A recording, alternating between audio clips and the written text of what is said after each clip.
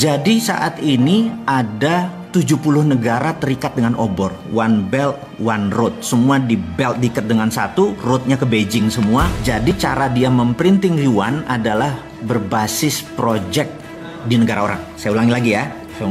IMF memprinting money dolarnya menggunakan project di negara lain, dan itu sekarang ditiru oleh obor One Belt One Road-nya dia. Jadi negara-negara 70 negara, ada Pakistan, ada Sri Lanka, Papua Nugini. Mungkin 60% portfolionya diambil oleh obor tadi. Jadi dia ngeprint yuan berbasis project di negara lain gitu ya. Nah, apa yang Amerika lakukan adalah Amerika mau melakukan deoborisasi. Jadi dia mau cara membuat miskinnya project obor itu adalah deoborisasi. Jadi kalau Trump menang, menurut saya Cina lewat. Tapi Trump ini compang-camping sekarang karena globalis cabal, si kaum Bilderberg sangat benci sama Amerika karena globalis cabal itu sudah kawin sama Partai Komunis Cina, sehingga seluruh proyek globalis semua ada di Cina. Jadi sekali lagi, ini menarik nih. Cina pasang badan sebagai underlying, sebagai pondasi dari seluruh globalis cabal. Cina bermain karena globalis senang sama negara otoriter. Dia nggak senang sama negara demokrasi. Otoriter kan one man, suara pemimpin langsung diikuti suara rakyat. Rakyat nggak mau disikat rakyatnya gitu ya. Itu anti demokrasi gitu. Nah, globalis cabal ini anti kemanusiaan. Mereka mendukung aborsi, mereka mendukung LGBT gitu ya. Sementara itu bukan portfolionya Bosman. Portfolionya Bosman adalah kita mendukung life, kita anti aborsi, orang aborsi kita nggak boleh, kita nggak mendukung LGBT dan lain sebagainya. Dan ini mau clear, saya mau katakan. Jadi sekali lagi, Indonesia harusnya bagaimana gitu ya. Saran saya, Indonesia adalah tidak ke Amerika, tidak ke Cina, tapi bukan netral. Sekali lagi, ini harus diingat deh.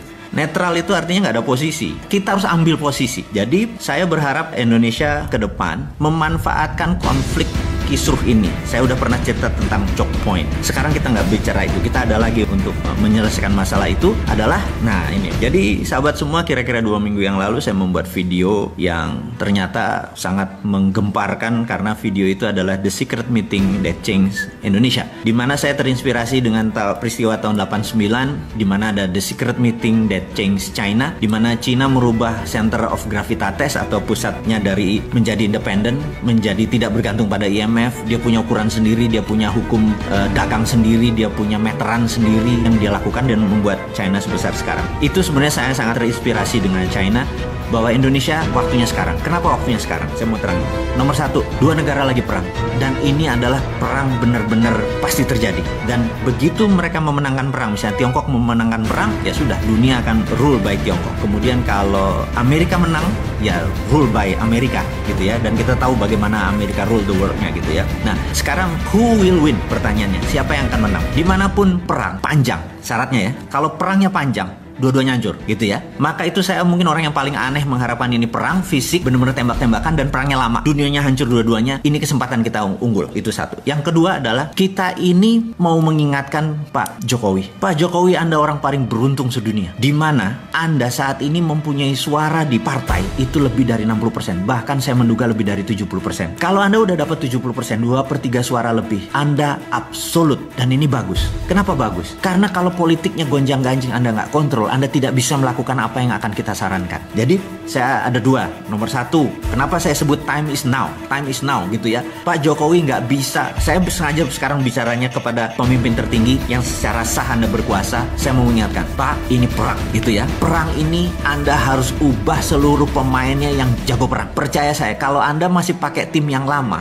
bukan tidak dipakai, tapi Anda harus punya tim cadangan baru yang untuk menggunakannya. Jadi gini Pak Jokowi, Anda punya kekuasaan sangat absolut dan itu luar biasa. Di negara demokrasi Anda dapat 2/3 suara atau lebih. Ini momennya. Itu satu. Kedua, tadi negara besar lagi perang, yaitu China sama Amerika lagi perang. Karena perang besar ini terjadi, mereka sebenarnya fokusnya di negara masing-masing. Mereka nggak fokus sama Indonesia. Ditambah lagi. China sekarang ada hujan yang hampir 30 hari. Begitu salah satu dam besar jebol, China dipukul dari dalam. Dan Amerika ada COVID di dalam negerinya gitu ya. Jadi dalam negeri masing-masing bermasalah nih gitu. Kemudian luar negerinya mereka perang. Mereka nggak mungkin mikir tentang Indonesia. Percaya saya, mau itu mindahin pabrik ke Indonesia apa segala macam, itu nggak gitu-gitu amat. Swasta doang, itu bukan negara gitu ya. Kemudian Anda punya kekuasaan yang bisa Anda drive ke kiri semua, ke kanan semua gitu ya. Kemudian ada hal yang menarik Pak Presiden yang terhormat, Anda menerbitkan surat bahwa saat ini negara dalam keadaan darurat COVID gitu ya. Dengan undang-undang, saya lupa Perpu atau Perpres ini ya, bencana nasional ini, Anda bisa lead negara ini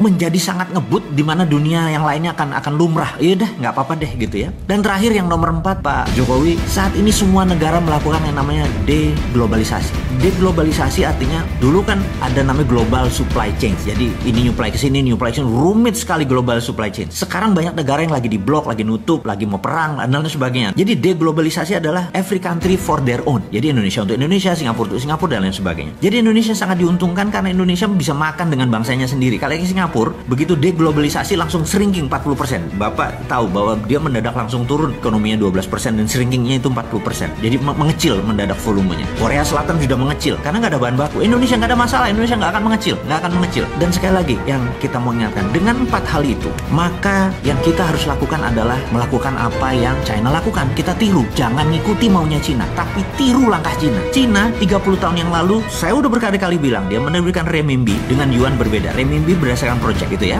Apa yang harus kita lakukan sekarang? Dia tidak lagi menciptakan printing money fisik karena itu zaman dulu. Sekarang sudah ada blockchain. Blockchain ini kita bisa printing yang namanya e-renminbi. Ini kalau kita Cina. Dia sudah melakukan e-renminbi. Mulai Mei dia melakukan e-renminbi dan puncaknya 2021 dia akan melakukan e-renminbi menggunakan digital currency berbasis blockchain. Apa yang kita lakukan? Kita juga sama. Gunakan e-rupiah untuk membangun ekonomi Indonesia seperti halnya e-renminbi. Sama persis copy paste dan Anda nggak usah ragu-ragu Pak. FGD mikir dulu INA itu Pak. Saat ini kalau mau menggunakan cara pemikiran bos-bos kita, pejabat-pejabat kita yang masih dengan cara Keynesian, masih dengan cara ini nanti inflasi segala macam, di digital blockchain nggak bisa korupsi. Orang datanya kita tahu kan, trusted open ledger gitu ya. Jadi cara bantunya kemana? Ke UKM industri nomor 1, UKM yang trading nomor 2 tapi trading lokal, jangan ada import dan ekspor. Jadi UKM kalau mereka misalnya perlu duit 1 miliar gitu ya, mereka punya jaminan katakanlah project aset, mereka bisa kita valuasi kok aset mereka 500 juta gitu ya, kasih 300% Pak, bukan kayak kredit bank sekarang punya 1 miliar keluarin cuma 70%, punya 1 miliar keluarin 3 kali lipat. Rupiah tadi adalah Anda cuma digital, nggak perlu ngeprint, nggak usah ngabisin kertas, langsung pindah, dan infrastrukturnya sudah ada OVO, sudah ada GoPay, sudah ada Dinaran. Anda udah ada pakai Dinaran, tinggal distribusi aja, tinggal mau 3 miliar tadi untuk sektor produksi. Pokoknya 5 tahun mereka nyicil setiap bulan berapa, balik. Saya yakin Pak, kalau Bapak lakukan itu, ekonomi Indonesia, terutama industri Indonesia akan the best in the world. Pada saat mereka perang ini Pak, kita nyolong di tikungan. Jadi 2024 kita bisa number 1 country, bukan number 4. PricewaterhouseCoopers pernah bilang kita akan big 5. Enggak Pak, kalau perlu kasih saya untuk operasi intelijen Pak, saya bikin Amerika sama Cina malah perang Pak. Kasih gua 1 pesawat kapal perang, saya tembak 1 nuklir kami ke Cina, nanti Cina bilang tuh Amerika tuh ya udah biar tembak-tembakan, udah kita yang masuk duluan. Kalau perlu gua jadi bajingannya Pak. Jadiin gua persona non grata Pak, orang yang tidak disukai dunia Pak. Kasih saya untuk izin untuk operasi intelijen, saya masuk, saya tembak itu 1 rudal ke Cina, terus nanti tembak-tembakan, mereka perang Pak. Mereka perang, kita manfaatin untuk membangun ekonomi. Saya dibenci dunia nggak apa-apa Pak, tapi dicintai tanah air nggak apa-apa Pak. Jadi agak gila sedikit lah Pak, dan usul-usul ini mudah-mudahan membuat sisi lain bernegara sehingga ekonomi kita maju bareng. Jadi dulu Pak, di tahun 45 ini saya ngomong sengaja kepada pemimpin dan pejabat negara lainnya, Bapak Ibu, mungkin ada yang Ibu, di tahun 45 kita merdeka karena common sorrow, menderita bersama gitu ya. Sekarang ini ada yang seneng, ada yang susah. Jadi sekarang kita nggak kompak. Jadi cara untuk membuat bangsa kita ini kompak, 1 Pak, cepet-cepet buat common happiness Pak. Cepet-cepet buat seneng bareng. Jangan susah bareng Pak. Kita udah capek tahun 45 aja kita susahnya. Kalau sekarang ke depan kita harus buat common happiness. Kita mau seneng bareng Pak. Cara senengnya bareng gimana? Pegang masing-masing duit untuk sektor produksi Pak. Begitu UKM sektor produksinya dibangun Pak, 97% angkatan kerja itu adalah di tangan UKM Pak. Gak usah mikirin perusahaan yang gede-gede itu yang bilion-bilion dolar pakai ngutang asing lagi. UKM aja Pak dengan rupiah, selesai masalahnya. Saya yakin Bapak dan pejabat semua yang saat ini menjabat gak ribet ke otaknya. Gak usah bawa seorang Sontoloyo ini ke istana atau ke menjabat Pak. Cukup konsepnya diterima, saya sudah happy Pak. Karena kalau bangsa kita happy ya kita happy. Dan selesai masalah kita menjadi champion, menjadi pemenang. Jadi tanpa berpanjang-panjang sahabat, itu adalah cerita mengapa the moment is now, waktu sekarang. Bisa nggak tahun 2021? Nggak bisa. Bisa nggak nanti 2024? Nggak bisa. Waktunya tuh sekarang gitu ya, pondasinya ini dipasang. Kasih 6 bulan lah untuk buat rupiah itu. Bapak buat badan usaha, bukan badan usaha, mungkin badan otorita tentang keuangan. sesederhana itu. Jadi saya pikir bicara dengan Pak Presiden, mungkin saya nggak pernah bisa waktu, Bapak terlalu sibuk. Karena kalaupun saya diundang ke Pak Presiden, saya nggak mau duduk di depan meeting room. Saya minta waktu dengan Bapak adalah jagongan, Pak. Kita sarungan, saya ngeteh, Pak, saya nggak ngopi ya, Bapak yang ngopi gitu ya. Jadi kita jagongan, Pak. Ngomong santai, Pak, nggak ngomong struktural, kita ngomong santai. Jadi kalau itu dilakukan saya mau, Pak. Ketemu panjenengan, kita ngobrol, ngarol ngidul, terus sharing. Dan saya sederhana, Pak, orangnya, Pak. Saya nggak minta jabatan, saya minta Bapak yang melaksanakan karena Bapak megang mandat untuk menerbitkan e-rupiah. E-rupiah itu solusi. Semua infrastrukturnya ada, Pak. Dan saya tahu tim Bapak kuat.